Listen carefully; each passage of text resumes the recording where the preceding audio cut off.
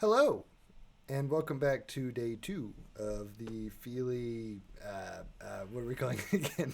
Dang it. A Our vlog. daily A daily vlog. Yes, the vlog. Fili daily vlog. Yay, woohoo! And I'm Gus, I'm Tim. Amber.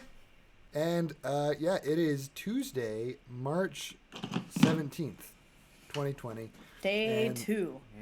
Yep, and the coronavirus is progressing. I think we're now up to 4,800 cases. Do you remember? Wow. didn't check I this hadn't this looked. morning. Honestly, it's getting more depressing the more you look at it. So. Here. It's I did true. see that Google. the CDC, I believe, has officially suggested that you, if you're going to be in a group of people, no more than 10. Yep. There's no Which just right. seems This is a ridiculous, recommendation. I but think yeah. the official ban is groups up to 50. So the current number that is listed on the CDC website is 4,226. And the New York Times, which is basing theirs on like reports that they've gotten, Yeah. the CDC only Mm. Yeah. updates once a day. Yep. Yep. And Like they're true saying- cases. I don't know if you can Yeah. read that. Yeah. Yeah. And then the New York Times is reporting slightly more, but I think that's only because of the. Yep. Yeah, so it looks like we just hit Wow. 5,000 actually.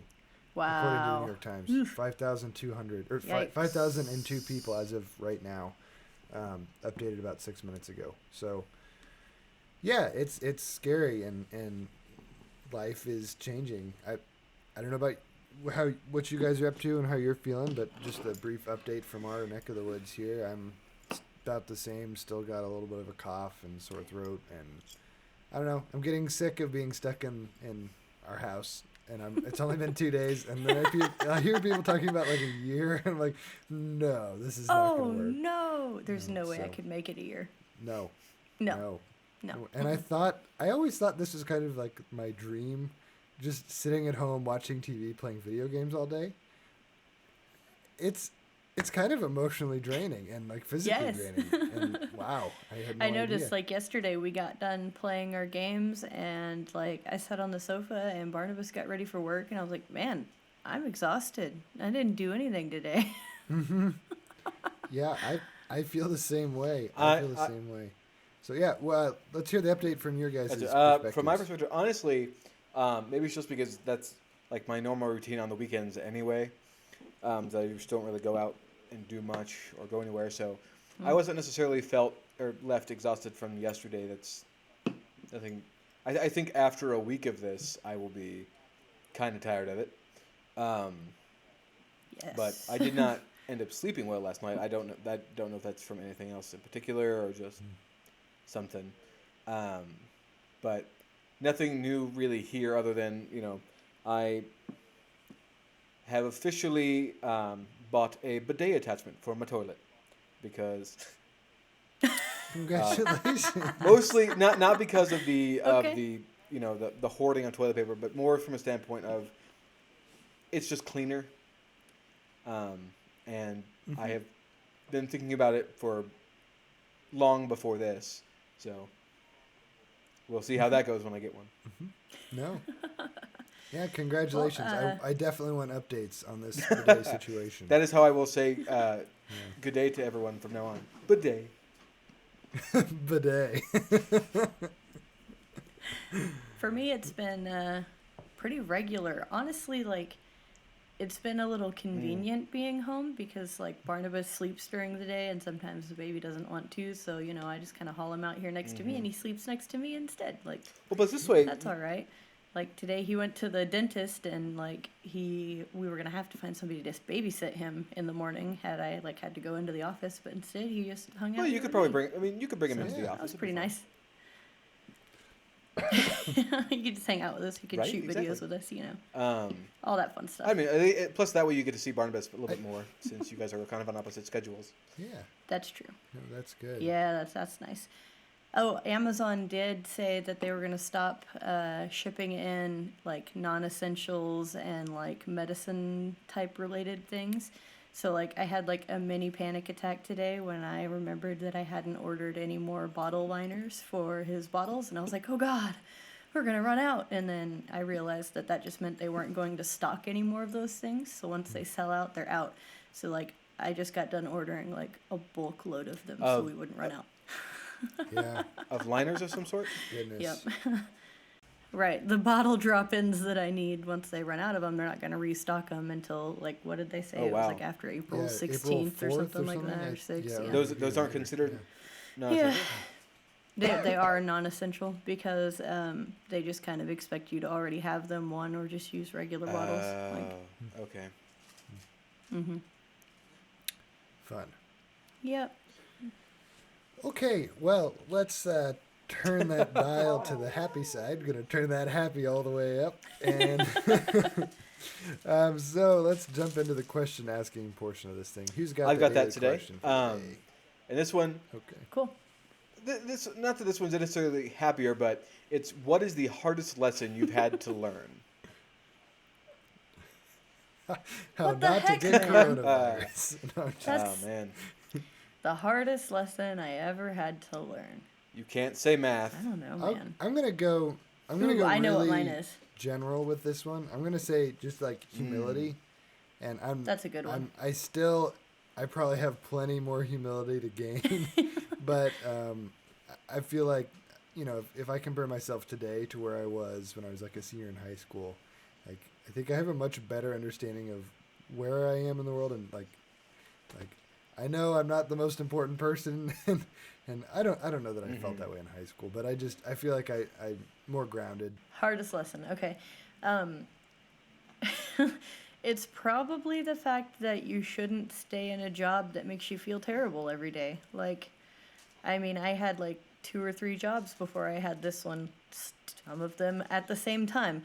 And they were just terrible jobs. And I did not realize how, like, much they impact your, like, ability to just exist in the world. Like, I can't say that I was just, like, depressed all the time, but it definitely did not make my day better going to work. And it was just draining. So, like, don't stay in those kind of jobs. Find a better one. I think for myself, Yeah. and I don't know, for me it would probably have to be just dealing with my self-worth and oh, that is adorable. Oh, hi, Cadmus. Yo. So for me it would be more of Like, oh my God, self learning how to love myself better. I have kind of a long history of self-image issues and not necessarily outright depression. I guess at least not like diagnosed depression, because there are. I mean, with the body image issue or like the self-image issues and body image issues, because I've always been a bigger person. When I was growing up and going through school, I got made fun of constantly, and just primarily for my size, and that was never helpful with that. And then when I became a junior in high school, I started to kind of accept myself and just kind of get to the point of, okay, if you want to say that, that's fine. I still know, like, I know who I am. I know what I like. I'm going to try and ignore this. And then when I got to college, it got better to a degree, but there are still, it's significantly less now than it ever has been, but there have been times where I legitimately don't understand why anybody wants to be around me or be friends with me, and I get super, like, I mean, you guys know this, I went through this like several weeks ago, again, because I just didn't, at the time I didn't feel like I was being of use, and I still struggle with it, but I'm considerably better now than I ever used to be in terms of self-love and understanding that, I am here, and that, there's, I hate to say that it's all in my head, but a lot of it is because I'm an overthinker, I'm an overanalyzer, so having those aspects and the self-doubt is, having all that in tandem really just, it hurts, and it sometimes it's hard to see around. But for me, like like I said, I'm better, and I know, especially in the last several years when I was living in Lawrence, I kind of discovered more so who I am and what I like and what I want to do, and that has helped me significantly. Um, so that for me is like the hardest lesson I've had to learn, really, and that's kind of Gotcha. bringing the mood back down a little bit, and I apologize for that, but that's legitimately probably the hardest thing No, for me. that's I mean, okay. that's Look, you made this baby sad. no. Cadmus doesn't look sad. Cadmus is just exuding his energy towards Tim. Like, look into Cadmus. my eyes. What up, little Look at Cadmus? him, Yeah, so he's sad. looking away. He's Look, looking away. smile. Look. Okay, so let's keep moving. Good answers. Let's if I can find I had a there we go. Okay. If your 5-year-old self suddenly found themselves inhabiting your current body, what would your 5-year-old self do first? Oh man. Oh god. I don't remember a lot about being 5 years old, but I imagine my 5-year-old self would first and foremost, like, are we going like jumping in this instant or just in general? Um, Okay, because Just if in it's this general. instant Just in in time, general. my 5-year-old self would Let's take it probably be that like, direction. "Ooh, computer, what is this thing?" Um, Yeah. but if we're going back to just in general, I think let's say like emotional maturity level of a 5-year-old Okay. in your body. Just like emotion. Sure. Oh god, I'd be rolling around on the floor playing with my dogs. I would probably go to Yeah. pet the cat and then play with my action figures. I have way too much money for a 5-year-old to actually be able to control. This would be all bad. I would I really was totally what's the word ADHD and ADD. Ooh, And so yeah. Yep. I like I'm still bad at that, but back then I was real bad at that. I think my second grade teacher called me the worst case of ADD she'd ever seen. Or What? yeah, ADD. I'm just picturing a 5-year-old Oh, you running in circles around the classroom and just yelling, like excitedly yelling.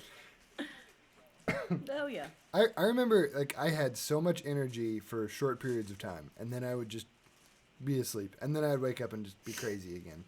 But my parents enjoyed it, but I was just a lot.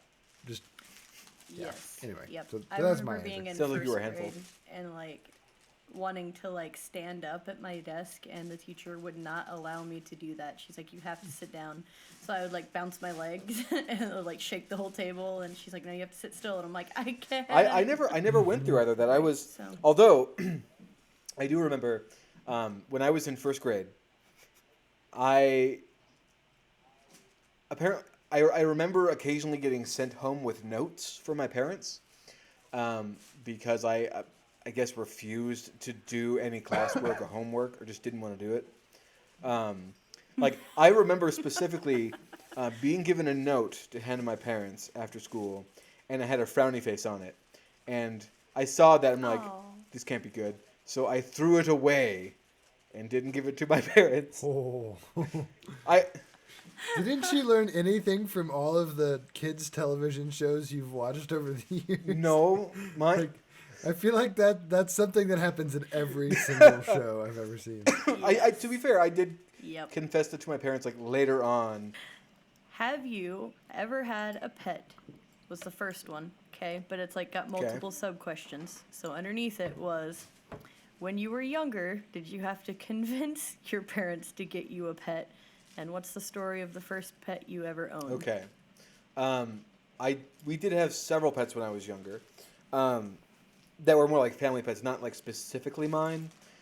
We had at one point we had a dog named Bridget that we had when we lived in a trailer, and we had 2 cats.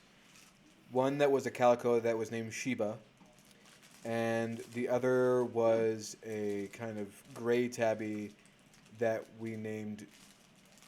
I want to say Cheetah, but I don't think that's right. Which when we moved into a different house, I think we had to. Oh, I think it was when we moved out of Holton. So we had those for a while, and then there was one day in which I was coming home from the library. I had walked there by myself, and I think it was right near like there was another gray tabby that had like crawled up into like underneath of a police car, and they were trying to get it out, and so I saw it and was like, I think my parents would let me keep this, and so like I had the kitten, and I actually got a ride home with the police officers, and so I brought it home. That had to be a very emotionally like challenging day for It your probably. parents. You show up in a police car with the pet, like I don't know oof. that they ever knocked on the door with me. I think they And just another like, cat to stopped me live at my with. house and like went off. And we ended up keeping it, and I named it Rascal. Aw. Which when we moved from Holton to like the outskirts of Topeka, I think we weren't allowed to have any pets in that particular house. So I think Bridget might have been gone by that time, and so we had to give the other one. So I think Cheetah we gave to one set of cousins, and Rascal we gave to another, and I believe they still have them. We did also for a short time have a husky. I think the husky was when after Bridget died or was put down. I'm not really certain. I don't remember a lot about Bridget other than what she looked like.